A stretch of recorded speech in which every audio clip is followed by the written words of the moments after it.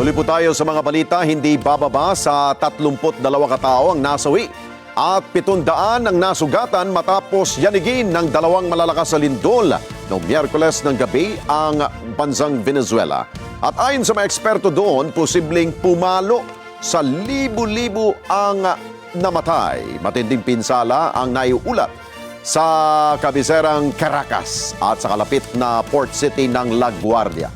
Maraming gusali ang gumuho at nagpapatuloy pa rin ang search and rescue operations. Pansamantala namang itinigil ang operasyon ng kanilang paliparan doon at biyahe ng tren. Nagdeklara naman ng state of emergency ang pamalaan ng Venezuela. At ayon sa pansamantalang Pangulo ng Venezuela na si Delcy Rodriguez, inaasahan tataas pa ang bilang ng mga nasuwi habang hinahalughog nila ang mga gumuhong istruktura. Ayun, grabe.